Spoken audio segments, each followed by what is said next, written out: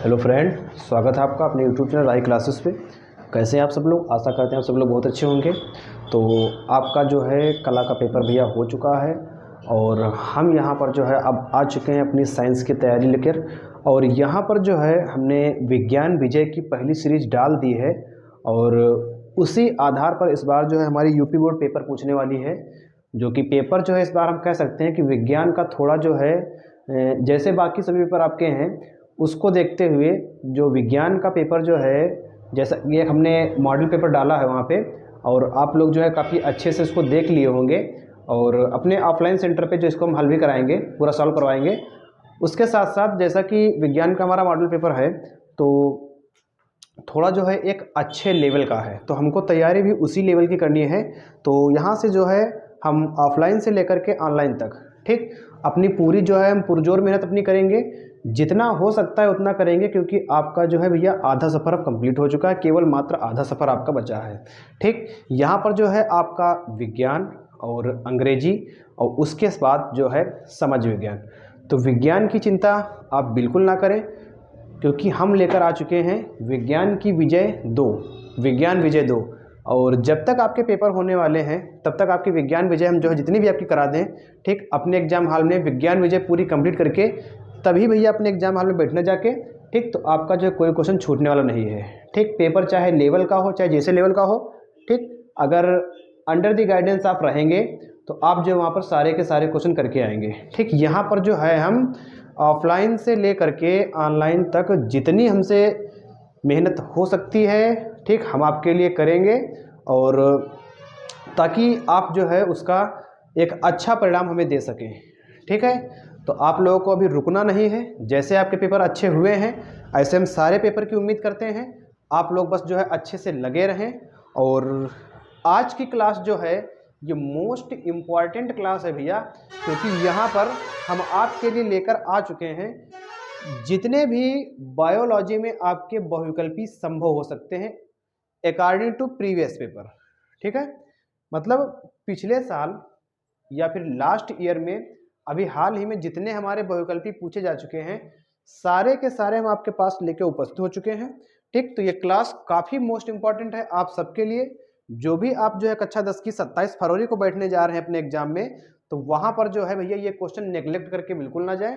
ठीक, सारे क्वेश्चन ध्यान से समझें, समझने के बाद उनके आंसर अपने निकालें। यहाँ पर हम भी अपना आंसर बता रहे हैं, ठीक, तो अपने आंसर मैच करें।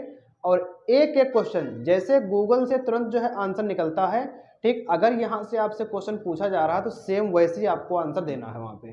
ठीक, और हम पूरी जो है आशा करते हैं, उम्मीद करते हैं, और यूपी बोर्ड को हम तहे दिल से शुक्रिया भी अदा करते हैं कि जैसा कि आप पेपरों की उम्मीद कर रहे थे उससे काफ़ी लेवल उनका नीचे है। और हम तो यही आशा करते हैं उनसे कि बाकी जो 3 पेपर बचे हैं उनका भी लेवल नीचे ही रहे, ताकि आपके पेपर काफ़ी अच्छे से हो जाए। ठीक, तो यहाँ पर जो है आज की क्लास मोस्ट इंपॉर्टेंट क्लास है, क्योंकि ये हमारी विज्ञान विजय 2 है। और यहाँ पर जो बायोलॉजी के संभावित बहुविकल्पी जो हो सकते हैं और अकॉर्डिंग टू प्रीवियस पेपर, तो वहाँ पे जो है हम लेके आपके लिए आ चुके हैं। तो आप लोग जो है नेग्लेक्ट ना करें, क्वेश्चन को काफ़ी ध्यान से समझें और फिर जो है अपने आंसर दें। तो चलिए स्टार्ट करते हैं भैया। और स्टार्ट करने में ध्यान दें, सबसे पहला क्वेश्चन आपका आपकी स्क्रीन पे दिख रहा है कि मनुष्य के मुख में लार ग्रंथियों की संख्या कितनी होती है? 1 जोड़ी होती है, 2 जोड़ी, 3 जोड़ी, 4 जोड़ी। तो यहाँ पर जो है आप अपना आंसर देंगे कि 3 जोड़ी। ठीक है, इसके बाद भैया आगे चलते हैं कि क्रम रूप परिशेषिका किसका भाग है? ठीक, ऑप्शन आपकी स्क्रीन पे, यहाँ पर हम केवल आपको आंसर ही दे रहे हैं और पहले जो है आप आंसर अपना दें, उसके बाद जो हमारे आंसर मैच करें। ठीक, तो यहाँ पे जो है हमारा आंसर हो जाएगा सीकम का। फिर कह रहे हैं कि निम्नलिखित में कौन सा त्वचा का कार्य नहीं है? ठीक, तो आंसर जो है आपका होगा लैंगिक लक्षण। ठीक है, यहाँ पे हमारा ये उद्देश्य ये नहीं है कि आपका हम टेस्ट लें या फिर आपको जो है ज़्यादा हम टाइम वेस्ट करवाएं। सीधे जो हम क्वेश्चन पढ़ रहे हैं और तुरंत उनके आंसर दे रहे हैं। हमारा मेन उद्देश्य ये है कि क्वेश्चन जो है दिमाग में आपके बैठ जाएं और आप वहाँ पर जो है गलत करके ना आए। ठीक है, तो आगे चलते हैं भैया कि मनुष्य के हृदय में कोष्ठों की संख्या कितनी होती है? बिल्कुल आसान सा क्वेश्चन है और 4 होती है भैया। आप काफ़ी अच्छे से स्क्रीन पर देख रहे हैं कि सारे क्वेश्चन हमारे पूछे गए हैं, ठीक। तो यहाँ पर जो है क्वेश्चन को जो हम कलेक्ट करके आपके लिए लेकर आ चुके हैं, सब सारे क्वेश्चन एक पास, और फिर जो है हम इनका सोल्यूशन भी दे रहे हैं आपको। जल्दी से आप इनको तैयार करके और फिर मिलते हैं आपको कहाँ, विज्ञान की विजय 3 में, ठीक है। इसके बाद क्वेश्चन आपका है कि पल्मोनरी सिरा रुधिर लाती है या फिर फेफड़ों से शुद्ध रक्त आता है, तो कहाँ से आता है भैया, बाएं आलिंद में। फिर कह रहे हैं कि हीमोग्लोबिन महत्वपूर्ण भूमिका निभाता है किसमें, श्वसन में। फिर कह रहे हैं भैया आहार नाल में सी के आकार की संरचना होती है, किसकी होती है, श्वास नाल की।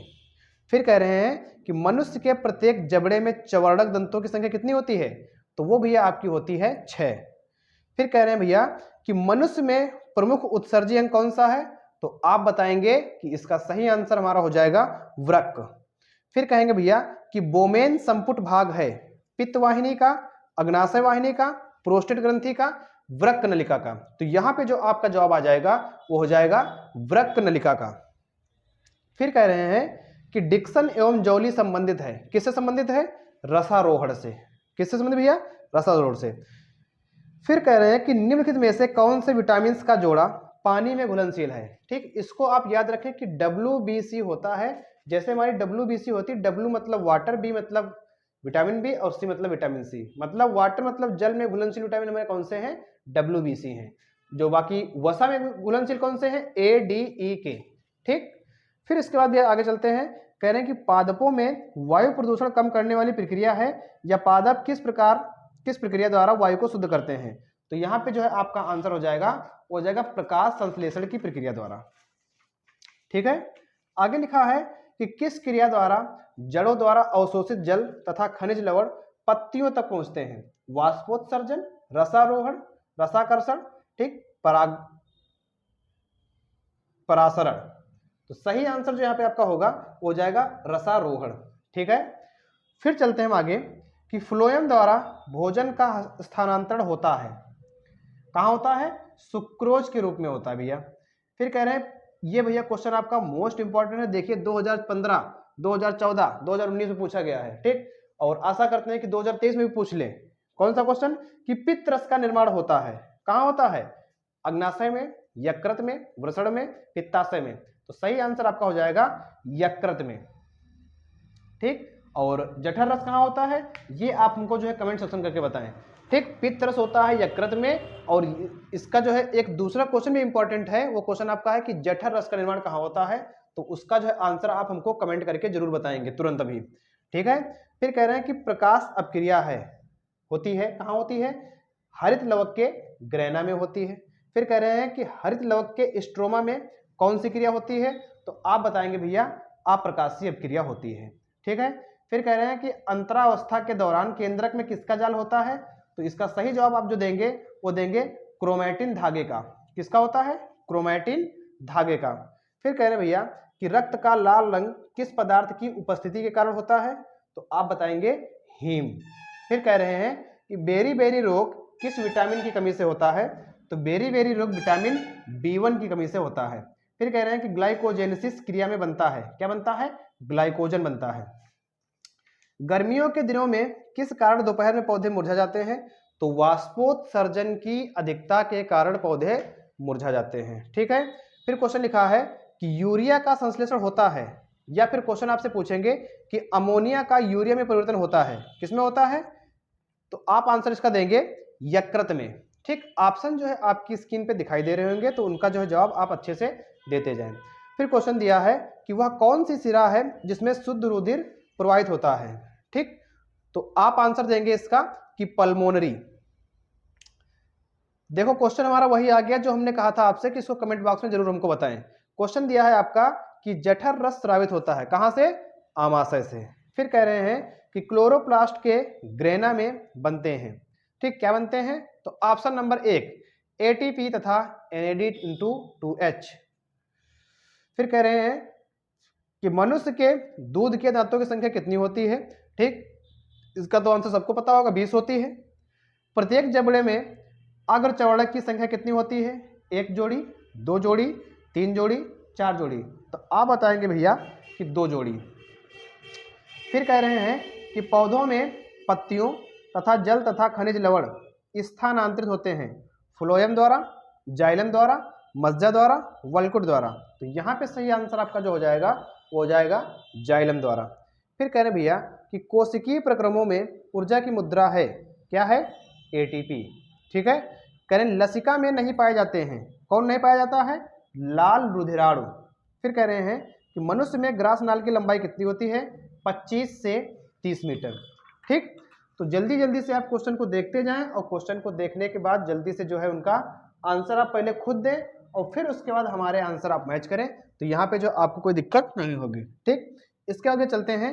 कह रहे हैं कि मनुष्य में वृक्क एक तंत्र का भाग है जो संबंधित है। वृक्क किससे संबंधित है? वृक्क मतलब उत्सर्जन। ठीक। अपशिष्ट पदार्थों का उत्सर्जन होता है यहाँ पे। फिर कह रहे हैं कि पादप में जाइलम उत्तरदायी है या पादप में जाइलम का मुख्य कार्य क्या है? तो आप बताएंगे कि जल एवं खनिज का संवहन करता है। फिर क्वेश्चन आपसे पूछेंगे कि स्वपोषी पोषण के लिए क्या आवश्यक है? ठीक। कार्बन डाइऑक्साइड, क्लोरोफिल, सूर्य का प्रकाश, उपर्युक्त सभी। तो जवाब आपका हो जाएगा उपर्युक्त सभी। फिर कहेंगे आप कि एटीपी तथा NADP इंटू 2H का निर्माण कहाँ होता है? माइटोकॉन्ड्रिया में, क्लोरोप्लास्ट में, पराक्सीसोम्स में, लाइसोसोम्स में। तो सही जवाब आपका हो जाएगा माइटोकॉन्ड्रिया में। फिर क्वेश्चन आपसे पूछा गया है कि द्वार कोशिकाएं पाई जाती हैं, कहाँ पाई जाती हैं? रंध्रों में। फिर क्वेश्चन है कि प्रचलित रूप से ऊर्जा ग्रह कहलाता है। इंपॉर्टेंट क्वेश्चन है भैया, इसको जरूर याद रखें। तो यहाँ पे आपका आंसर हो जाएगा माइटोकॉन्ड्रिया। फिर क्वेश्चन आपका दिया है कि मानव वृक्क का कार्य क्या होता है? मानव वृक्क, अभी हम बता चुके हैं कि मानव वृक्क का जो कार्य होता है वो होता है उत्सर्जन। फिर कह रहे हैं कि वह प्रक्रियाएं जिनमें जटिल कार्बनिक अणु सरल अणुओं में टूटते हैं, तो कौन सी क्रियाएं होती हैं? वो अपचयी अभिक्रियाएं होती हैं। कौन सी होती है भैया? अपचयी अभिक्रियाएं।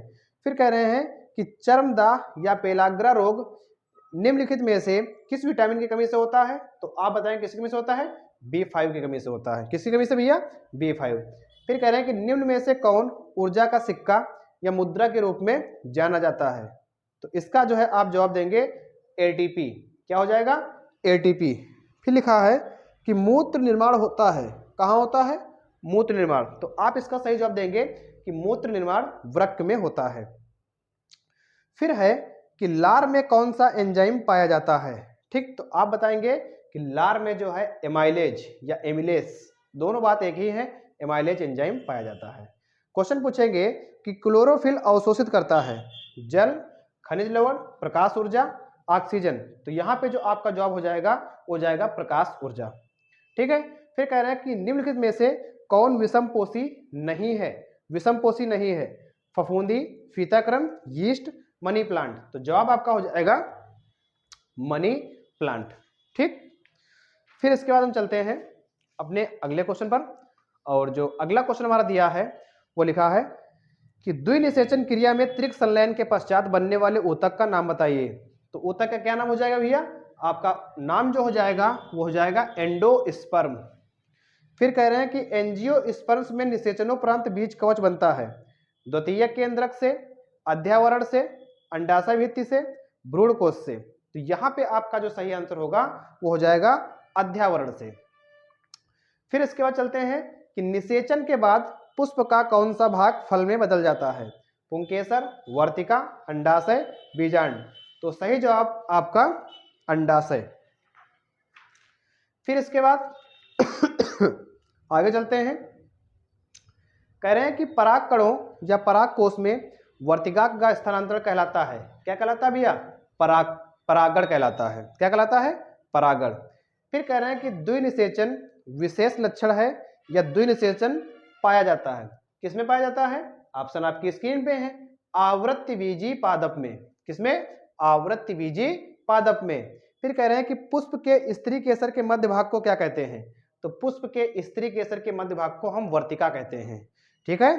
फिर कह रहे हैं कि निषेचन के दौरान परागकण से निकलने वाली पराग नलिका सामान्यतः किसके द्वारा बीजांड में प्रवेश करती है? ठीक। तो कहाँ प्रवेश करती है? अंड द्वार में। कहाँ भैया? अंड द्वार में। फिर कह रहे हैं कि पुष्प में कितने भाग होते हैं? तो आप बताएंगे कि पुष्प में 4 भाग होते हैं। फिर इसके बाद आगे चलेंगे हम। कह रहे हैं कि मुकुलन द्वारा अलिंगी जनन निम्नलिखित में से किस जंतु में होता है? या आपसे क्वेश्चन पूछेंगे कि मुकुलन पाया जाता है, किसमें पाया जाता है? हाइड्रा में पाया जाता है। आपसे क्वेश्चन पूछेंगे भैया कि पराग नली में नर युग्मक की संख्या कितनी होती है, तो आप जो है इसका आंसर देंगे कि पराग नली में नर युग्मक की संख्या 2 होती है। ठीक, कितनी होती है? 2 होती है। फिर क्वेश्चन है आपका कि मादा लिंग हार्मोन कहलाता है एंड्रोजन, इंसुलिन, एस्ट्रोजन, उपयुक्त में से कोई नहीं। तो यहां पे आपका सही जवाब होगा कि एस्ट्रोजन और एंड्रोजन नर में। फिर कह रहे हैं कि नर जनन अंगों से संबंधित ग्रंथि है प्रोस्टेट, काउपर, पेरिनियल, जठर। तो यहां पे आपका सही जवाब प्रोस्टेट। फिर कह रहे हैं कि परिवार नियोजन की स्थायी विधि क्या है? ठीक, परिवार नियोजन की स्थायी विधि। ठीक, तो यहां पे जो है सही आंसर हमारा हो जाएगा वो हो जाएगा वैसेक्टॉमी। क्या हो जाएगा? वैसेक्टॉमी। और वैसेक्टॉमी जो होता है वो हमारा कहलाता है कि पुरुषों में नसबंदी की प्रक्रिया क्या कहलाती है? वैसेक्टॉमी। और अगर महिलाओं में बात करेंगे कि महिलाओं में जो है नसबंदी की प्रक्रिया क्या कहलाती है, तो वो जो है आपका आंसर हो जाएगा ट्यूबेक्टॉमी। ठीक, अब यहाँ पे इसे आप ध्यान रखें, जैसे मान लो अगर महिलाओं में नसबंदी कर दी जाए, ठीक, तो ट्यूब के तरीके से अपना मुंह फुला देंगी, है ना। तो अगर पूछा जाए आपसे कि महिलाओं में नसबंदी की प्रक्रिया क्या कहलाती है, तो ट्यूबेक्टॉमी, क्योंकि वो ट्यूब के तरीके से मुंह फैला देंगी। और अगर जो है पुरुषों में नसबंदी कर दी जाए तो वो क्या होगा? वैसेक्टॉमी। मतलब कि अगर पुरुषों में नसबंदी कर दी जाए तो पुरुष क्या कहेंगे कि भैया ऐसे कैसे हो सकता है, ऐसे कैसे, मतलब वैसेक्टॉमी। ठीक है, ऐसे कैसे? वैसेक्टॉमी।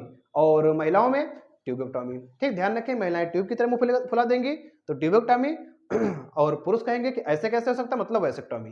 ठीक है, ध्यान रखिए इसको। बाकी अपना कोई भी तरीका हो सकता है, उससे आप जो है याद कर सकते हैं। कहने कि निम्न में से कौन मानव मादा के जनन तंत्र का भाग नहीं है? मानव मादा के जनन तंत्र का भाग नहीं है। अंडाशय है, गर्भाशय है, डिंब वाहिनी है। भैया शुक्रवाहिनी नहीं है। ठीक है, इसका आंसर हो जाएगा शुक्रवाहिनी। फिर चलते हैं कि पुरुषों में लिंग गुणसूत्र होता है, कितना होता है? XY। फिर कहते हैं कि पराग कोष में होते हैं, क्या होते हैं? पराग कण होते हैं। फिर कह रहे हैं भैया कि पौधों में कायिक प्रवर्धन के लिए कौन सा भाग अधिक अनुकूल है? तो क्या अनुकूल है? प्रकालिका।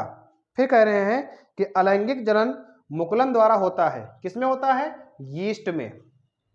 फिर कह रहे हैं कि निम्न में से कौन सा मानव में मादा जनन तंत्र का भाग नहीं है? कौन नहीं? अभी आपको बता चुके कि शुक्रवाहिका नहीं भैया। कौन नहीं है? शुक्रवाहिका। कह रहे हैं कि मानव में भ्रूण को पोषण मिलता है, कहाँ मिलता है? अंडाशय से, प्लेसेंटा से, वृक्क से, फेलोपियन ट्यूब से। तो कैसे मिलता है? प्लेसेंटा से। ठीक है, और फिर इसके बाद हम चलते हैं भैया कि आनुवंशिकता के जनक कौन हैं? तो आप बताएंगे इसका आंसर ग्रेगर जॉन मेंडल। फिर कहेंगे कि पृथक्करण का नियम प्रस्तुत किया था, किसने किया था? Gregor John Mendel. फिर इसके बाद विपरीत लक्षणों के जोड़ों को कहते हैं, क्या कहते हैं? तो आप आंसर देंगे ऑप्शन देख करके कि युग्म विकल्पी या एलिलोमॉर्फ। ठीक है, आप जो है क्वेश्चन जब आपकी स्क्रीन पर आते हैं तो उसको जो है रोक दिया करिए, पहले जो है अपने आंसर दें, फिर हमारे आंसर मैच करें। ठीक है, और जो आंसर गलत है उसको दोबारा देखें, उसको अच्छे से याद कर लें या फिर कहीं पर नोट कर लें, तो आप भूलेंगे नहीं। कह रहे हैं कि टीएच मॉर्गन ने अपना आनुवंशिक प्रयोग किस पर किया था? तो भैया टीएच मॉर्गन ने अपना आनुवंशिक प्रयोग फलमक्खी पर किया था। किस पे किया था? फलमक्खी पर। कह रहे हैं कि उद्यान मटर में अप्रभावी लक्षण है लंबे तने, झुर्रीदार बीज, गोल बीज, फैली हुई फली। तो यहां पे सही आंसर आपका हो जाएगा झुर्रीदार बीज। कह रहे हैं कि F2 पीढ़ी में 3:1 का अनुपात प्राप्त होता है, किसमें प्राप्त होता है? एक संकर क्रॉस में। किसमें? एक संकर क्रॉस में। फिर कह रहे हैं कि पुष्प में लाल रंग प्रभावी है, इसका विपरीत या तुलनात्मक लक्षण क्या होगा? सफेद पुष्प, बौना पौधा, गोल बीज या हरे बीज। तो सही जवाब आपका हो जाएगा सफेद पुष्प। एक संकर क्रॉस का जीन प्रारूप अनुपात होता है, काहे का अनुपात होता है? तो आप इसका आंसर देंगे कि 1:2:1। फिर चलते हैं भैया कि आनुवंशिकता के प्रयोग के लिए मेंडल ने निम्नलिखित में से कौन से पौधे का प्रयोग किया था? तो ये तो आप सबको पता होगा आंसर, ठीक, कि काहे का किया था? मटर का किया था। फिर आगे चलते हैं कि मटर के लंबे पौधों का क्रॉस बौने पौधों से कराने पर प्रथम पीढ़ी में लंबे मटर के पौधे प्राप्त होते हैं, द्वितीय पीढ़ी में प्राप्त पौधे कैसे होंगे? वो भी जो है आपके लंबे तथा बौने होंगे। बहुत जो है बार क्वेश्चन ये पूछा गया है कि मनुष्य में गुणसूत्रों की संख्या कितनी होती है? ठीक, सही जवाब आपका हो जाएगा 46 होती है। फिर कह रहे हैं कि प्यूरिन क्षारक होता है किसका? एडेनिन का। किसका होता है? एडेनिन का। फिर कह रहे हैं कि निम्न में कौन सा आनुवंशिक पदार्थ है? ठीक, आरएनए, डीएनए, राइबोसोम और माइटोकॉन्ड्रिया। तो यहां पे आप जवाब इसका देंगे कि हो जाएगा डीएनए। फिर कह रहे हैं कि केंद्रक बना होता है प्रोटीन से, डीएनए से, आरएनए से, न्यूक्लियोप्रोटीन से। तो इसका जवाब हो जाएगा न्यूक्लियोप्रोटीन से। ठीक है। फिर कह रहे हैं कि डीएनए अणु में ए बराबर जी, जी बराबर टी, ए प्लस टी बराबर सी प्लस जी या ए प्लस जी बराबर सी प्लस टी। तो आपका चौथा ऑप्शन यहाँ पे करेक्ट हो जाएगा कि ए प्लस जी बराबर सी प्लस टी।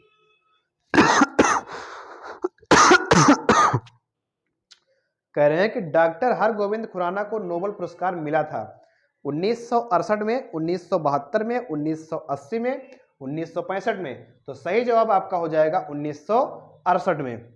फिर चलते हैं भैया आगे। ये क्वेश्चन मात्र एक बार पूछा गया है और इतना ज्यादा इंपॉर्टेंट नहीं, लेकिन आ गया तो हम करा दे रहे हैं इसको।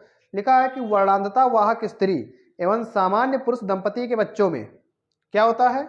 सभी लड़के समान दृष्टि वाले होते हैं, सभी लड़कियां समान दृष्टि वाली होती हैं। फिर तीसरा ऑप्शन, ये आपका यहाँ पे सही आंसर हो जाएगा कि आधे लड़के वर्णांध तथा आधे लड़के सामान्य एवं आधी लड़कियां सामान्य तथा आधी लड़कियां वाहक होंगी। ठीक है। फिर चलते हैं भैया आगे कि रक्त में ऑक्सीजन की कमी से लाल रक्त कणिकाओं में उत्पन्न रोग कौन सा हो जाएगा? ठीक, तो दात्र कोशिका अल्प रक्तता। कौन सा होगा? दात्र कोशिका अल्प रक्तता। फिर आगे दो डीएनए तंतु आपस में जुड़े होते हैं, काहे के? हाइड्रोजन बंध द्वारा जुड़े होते हैं। फिर कह रहे हैं कि निम्नलिखित में प्यूरिन क्षारक कौन है? प्यूरिन क्षारक, तो इसका सही आंसर ग्वानिन। कौन सा हो जाएगा? ग्वानिन। फिर कह रहे हैं भैया मनुष्य के शुक्राणु में ऑटोसोम्स की संख्या कितनी होती है? ठीक, तो यहां पे भैया ध्यान रखें कि 22 होती है। कह रहे हैं कि जीन शब्द का प्रयोग सर्वप्रथम किसने किया? तो यहां पे सही आंसर जोहानसन ने किया। किसने किया? जोहानसन ने। रुधिर के कितने समूह होते हैं? तो रुधिर के 8 समूह होते हैं। फिर कह रहे हैं रासायनिक विकास के किस चरण में न्यूक्लियो प्रोटीन का निर्माण हुआ? ठीक, तो पंचम चरण में। किसमें भैया? पंचम चरण में। फिर आगे है कि उत्परिवर्तन का कारण क्या है? जीन परिवर्तन, जीवन संघर्ष, उद्विकास या प्राकृतिक चयन। तो यहां पे आप बताएंगे जीन परिवर्तन। फिर आगे चलते हैं कि जीवों में विभिन्नताएं उत्पन्न होती हैं वर्धी जनन द्वारा, अलैंगिक जनन द्वारा, लैंगिक जनन द्वारा, स्पोर निर्माण द्वारा। तो यहां पे आपका आंसर हो जाएगा कि लैंगिक जनन द्वारा। फिर लिखा है कि लैमार्कवाद का मूल सिद्धांत, तो क्या हो जाएगा? उपार्जित लक्षणों की वंशागति।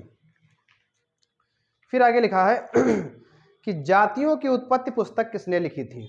जातियों की उत्पत्ति पुस्तक किसने लिखी थी? तो डार्विन ने लिखी थी भैया। किसने? डार्विन ने। फिर कह रहे हैं कि जैव विकास का मूल स्रोत क्या होता है? लैंगिक चयन। क्या हो जाएगा? लैंगिक चयन। और ये क्वेश्चन जो आया है इसको ऐसे रट लेना भैया कि एक द्विसंकर का दर्श प्रारूप होता है, तो 9:3:3:1। फिर कह रहे हैं कि डीएनए के दोनों तंतुओं में को आपस में जोड़ते हैं। किसे जोड़ते हैं? हाइड्रोजन बंध द्वारा जोड़ते हैं। फिर कह रहे हैं कि विषाणु किसके बने होते हैं? तो आप बताएंगे न्यूक्लियो प्रोटीन्स से। किससे? न्यूक्लियो प्रोटीन से। फिर कह रहे हैं कि समजात अंगों का उदाहरण है। ठीक, हमारा हाथ तथा कुत्ते के अग्रपात, ठीक, हमारे दांत तथा हाथी के दांत, आलू एवं घास के ऊपर भूस्थारी, ठीक, तो और उपर्युक्त सभी, तो यहां पे जो आपका करेक्ट आंसर हो जाएगा, तो उपर्युक्त सभी समजात अंगों के उदाहरण हो जाएंगे। ठीक, फिर लिखा है 35 कि विकास की दृष्टि से मानव के सबसे निकटवर्ती कौन है। तो यहां पे आपका आंसर होगा चिंपैंजी। जो अभी ऊपर वाला क्वेश्चन आया था तो वहां पे लिखा है हमारा हाथ तथा कुत्ते के अग्रपाद, हमारा हाथ तथा कुत्ते के अग्रपाद, जैसे कुत्ते के अगले पैर होते हैं वैसे ही हमारा हाथ लगभग अगला जो है हिस्सा होता है उसका। ठीक है, तो यहाँ पर तो मैच हो रहा है। और अगर लिखा है कि हमारे दांत तथा हाथी के दांत, आकार में तो सेम नहीं होते हैं लेकिन लगभग जो है रंग में, ठीक, रूप में, ठीक, और जो कि मेटल से बने होते हैं, कैल्शियम है, कैल्शियम यहाँ पे पाया जाएगा, कैल्शियम वहाँ पे पाया जाएगा, तो इस आधार पर सेम है, बाकी आकार में सेम नहीं है। ठीक, आकार में जो है हमारे दांत और हाथी के दांत में सेम नहीं है क्योंकि उनके दांत बाहर क्यों निकले होते हैं, ठीक, और हमारे दांत जो है बाहर क्यों नहीं निकलते, तो आकार में सेम जो है नहीं है, बाकी रंग रूप के आधार पर जो है सेम माने गए हैं, तो उसे कहते हैं समजात अंग। और जैसे हमारा आलू है और घास के ऊपर भूसतारी है वो भी लगभग सेम हो जाएगी, तो यहाँ पे हमारा करेक्ट आंसर हो जाएगा उपर्युक्त सभी। करें कि विकासीय दृष्टिकोण से हमारी किससे अधिक समानता है, चीन के विद्यार्थी, चिंपैंजी, मकड़ी, जीवाणु, तो यहाँ पे आज जो आपका आंसर आएगा हो जाएगा चीन के विद्यार्थी। केवल न्यूक्लिक अम्ल तथा प्रोटीन्स से बने होते हैं, किससे बने होते हैं, विषाणु से, किससे, विषाणु से। ठीक, फिर कहते हैं कि निम्नलिखित में से कौन जीन प्रारूप शुद्ध गोल बीजों को प्रकट करता है, तो कैपिटल RR। फिर आगे चलेंगे, कहेंगे कि जाइगोट में गुणसूत्रों की संख्या कितनी होती है, तो आप बताएंगे 2x होती है। कितनी होती भैया, 2x होती है। फिर कह रहे हैं कि केवल प्रोटीन्स के बने होते हैं, तो कौन बने होते हैं, प्रायोन्स बने होते हैं।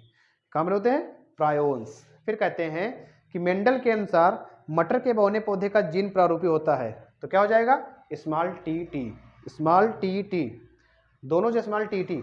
विज्ञान की वह शाखा जिसमें जीवाश्मों का अध्ययन किया जाता है क्या कहलाती है, ठीक, पॉलीऑन्टोलॉजी, ठीक है।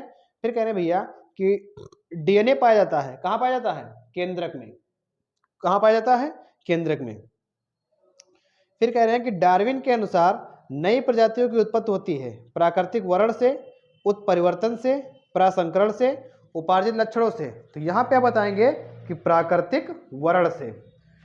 फिर चलते हैं आगे, कह रहे हैं कि डार्विन के, अच्छा ये तो हो चुका है, मेंडल के अनुसार मटर के शुद्ध लंबे पौधे का जीन प्रारूप होता है, ठीक, तो हो जाएगा कैपिटल टी, पहला ऑप्शन। फिर कह रहे हैं भैया कि जैव विकास का सिद्धांत प्रतिपादित करने वाले वैज्ञानिक का नाम लिखिए, Charles Darwin, Gregor Mendel, Jagdish Chandra Bose, Hargobind Khorana, तो यहाँ पे जो आपका करेक्ट आंसर होने वाला है वो हो जाएगा चार्ल्स डार्विन।